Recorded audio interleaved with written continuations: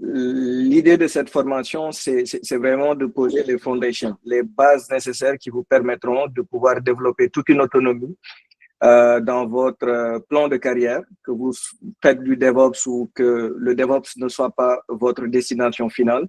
Je crois que dans le monde d'aujourd'hui, vous avez besoin de comprendre les mécanismes qui sont activés au sein de l'entreprise. Pape Mamadou l'a si bien dit, le DevOps, c'est au-delà des outils, c'est une histoire de culture, une culture que nous avons embrassée pendant plusieurs années. Pour ma part, ça fait voilà, presque plus de 7 ou 8 ans que je travaille dans ce domaine-là. Et l'objectif, c'est plus de vous partager dans le modèle de coaching un retour d'expérience qui va non seulement vous permettre d'avoir une vision des cas concrets et réels du monde de l'emploi. On sait que pour vous, la reconversion est synonyme de peut-être aller vers un métier beaucoup plus valorisant en termes de challenge, en termes de rémunération. Et pour nous, en tant que coach, c'est de pouvoir faire la synthèse de nos expériences, qui a été transmise d'ailleurs dans le syllabus que Pamoussa a présenté. Alors, moi, j'ai un profil assez atypique, mais un point fondamental qui se retrouve chez moi, c'est la curiosité et le désir d'apprendre des autres et un désir de monter en compétence régulièrement. J'ai commencé d'abord par les télécommunications. J'ai fait ma formation à l'ESP pour ceux qui me connaissent. J'en vois déjà des personnes qui sont dans le webinaire et qui me connaissent. Donc, j'ai fait l'ESP en tant qu'ingénieur télécom. Et à la fin, moi, avant de terminer ma formation, j'avais déjà vu une certaine corrélation qui se dessinait, c'est-à-dire cette convergence entre les télécommunications et l'informatique. À l'époque, c'était les prémices de la 5G. Et comme j'avais fait une formation pleinement en télécom, je m'étais dit, bah, écoute, il faut que j'anticipe cette transition vers la 5G qui va impulser plus ou moins l'IT dans le cœur des réseaux des systèmes télécoms. Et c'est là que j'ai eu une première mission en tant que développeur dans une entreprise de la place. C'était fou. Et je me rappelle à l'époque, je viens voir le directeur qui me dit, ben, tu sais développer. Je lui dis, ouais, ben, je fais du Java, un peu de Python. Il me dit, ben, tu vas développer en Symfony. Je dis, ben, OK, ben, je sais faire du Symfony. Et je me rappelle, il y avait un module de Symfony qui permettait de faire le back-end admin. Il me demande de faire un front. Ben, le front et le back, tout, je les ai regroupés dans le back. Après, il me dit, non, mais c'est pas comme ça. En fait, tu as pris le bac et tu en as fait un front. Je dis, ah, OK. Il faut que tu m'expliques un peu ce que tu veux faire. Après, moi, j'ai trouvé les mécanismes. Mais c'est juste pour dire, à un moment donné, j'avais pas cette peur de franchir des barrières et de me dire, c'est le moment d'apprendre. Mais cet apprentissage doit avoir aussi comme leitmotiv la volonté de pouvoir impacter, la volonté de pouvoir transformer. Et cette première expérience a fait de moi peut-être pas un développeur expert, mais quelqu'un qui a des bases solides. Et aujourd'hui, avec Symfony, j'ai fait des merveilles sur ma carrière. Ensuite, quand j'ai quitté mon expérience en tant que développeur, je suis devenu sysadmin. Et dans cette expérience de sysadmin, j'ai bien compris maintenant la position ou la posture des ops vis-à-vis des devs. Parce que dans mon premier emploi, je me disais, les développeurs sont beaucoup plus calés, ils savent écrire du code. J'envoyais du code à mon opérationnel, il peinait à le mettre en production. Je me disais que bon, le gars, il n'était pas calé. Je me faisais des appréhensions. C'était très normal parce que j'étais jeune en termes de carrière.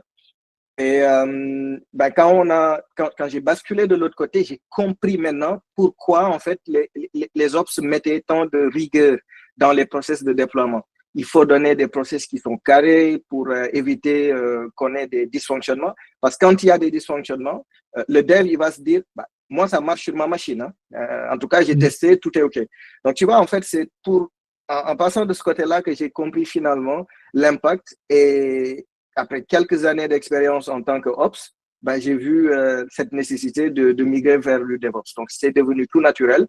Mais dans mon environnement, j'avais pas forcément tous les leviers pour faire du DevOps. Donc, j'ai commencé par faire de la formation. Et heureusement, ou j'ai dit malheureusement, à l'époque, il n'y avait pas le cloud facile. Je m'en désole. Mais s'il y avait le cloud facile, j'allais vraiment en profiter pleinement. Alors, j'ai commencé à monter en compétence dans un désert, c'est-à-dire une grande forêt avec plein de directions, plein de technologies. Je ne savais pas là où commencer, mais quand même, par des échanges avec des experts, j'ai pu trouver le bon cheminement, en tout cas dans le labyrinthe, pour pouvoir faire ma montée en compétences.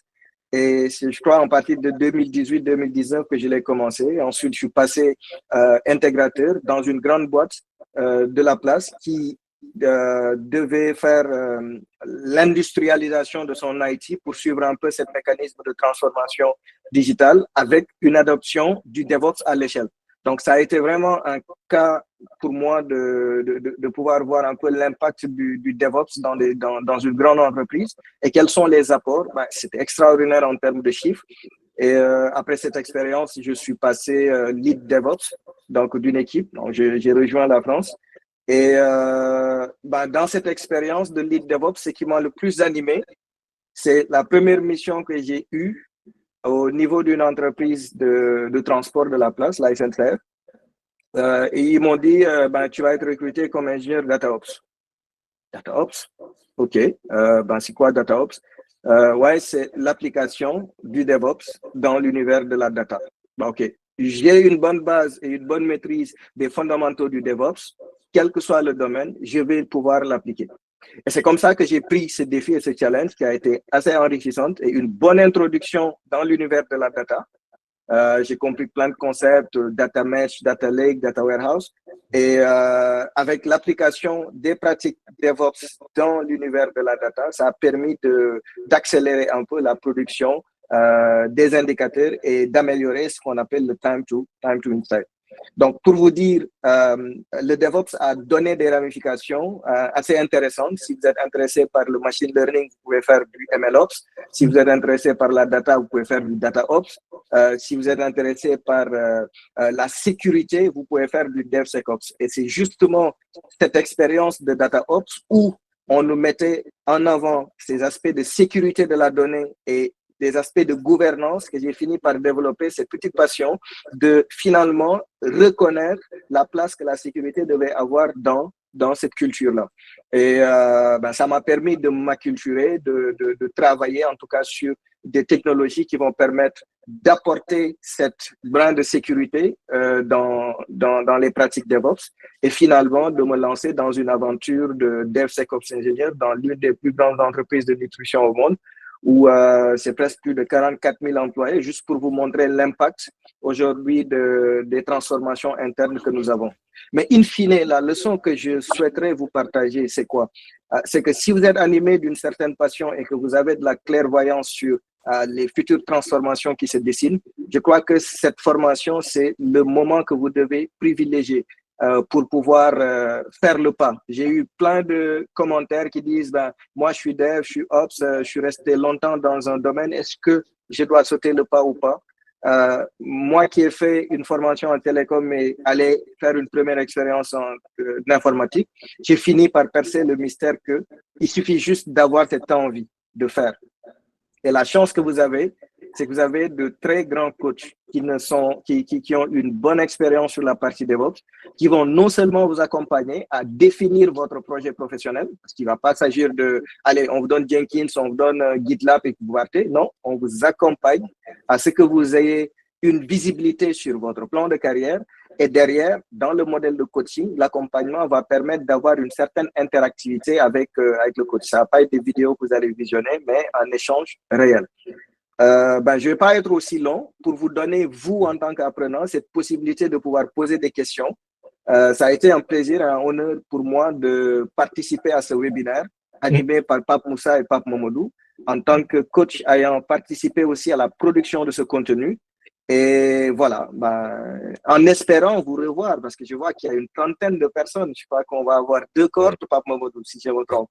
Et j'espère que vous allez tous nous rejoindre et nous vous invitons, l'appel à l'action, Pape Moussa, c'est nous vous invitons vraiment à nous rejoindre dans cette aventure. Et pour ceux qui ont eu à faire des formations dans le Cloud Facile ou ceux qui ont eu déjà de l'expérience dans notre dynamique de coaching, savent que ce sera un coaching de qualité où nous mettrons tous les efforts nécessaires pour vous apporter la réussite qu'il faut dans votre projet de transformation. Parce que oui, nous aussi, nous sommes motivés par votre transformation. Et nous avons cette envie de partager l'expérience que nous avons acquis pour aider, en tout cas, d'autres personnes de pouvoir trouver le chemin qu'il faut, de pouvoir se refaire une place dans un contexte assez je peux dire, disruptive, où il y a plein de technologies, où il y a plein de pratiques, mais rassurez-vous, vous êtes entre de bonnes mains. Donc, scannez juste le QR code que vous avez à l'écran et sans plus tarder, réservez votre place pour la formation. Je vous remercie.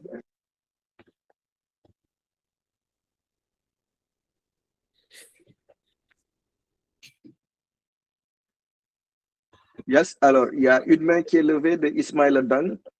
Peut-être avant ça, j'avais promis à Cheikh de lui apporter une certaine réponse sur le chat.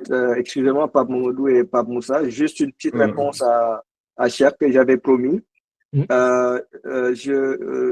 Pour Cheikh, en fait, la question, c'était de dire, ben, finalement, est-ce qu'il fallait maîtriser toutes les compétences, container, Ansible, monitoring, observabilité. En réalité, nous, ce qu'on cherche à faire d'abord, c'est de vous donner une certaine autonomie sur les bases fondamentales. C'est-à-dire aujourd'hui, quand tu dis Ansible, c'est une technologie. Mais la base qu'il y a derrière Ansible, c'est du configuration management, c'est-à-dire la gestion de la configuration. Donc, nous, ce qu'on va essayer de faire, c'est de te donner les compétences nécessaires pour que tu puisses demain, même s'il y a un autre outil qui s'appelle, je sais pas, Toto, bah, que tu puisses l'utiliser parce que tu as les fondamentaux.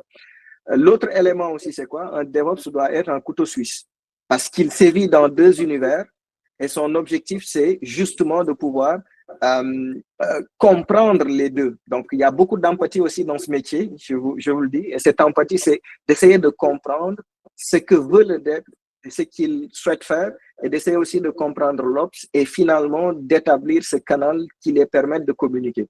Donc oui, à la fin de notre cours, vous allez développer de l'expertise sur la partie infrastructure avec tout ce qui est container, tout ce qui est Terraform pour l'infrastructure as a code et pour le configuration management. Vous allez développer de l'expertise sur le cycle de vie du développement logiciel, l'intégration continue, le déploiement continu, la livraison continue, les tests continus, la qualité et la sécurité qu'on apporte sur nos artefacts, mais in fine aussi, on va vous accompagner à pouvoir gérer l'après-production, c'est-à-dire tout ce qui est monitoring avec Prometheus et Grafana.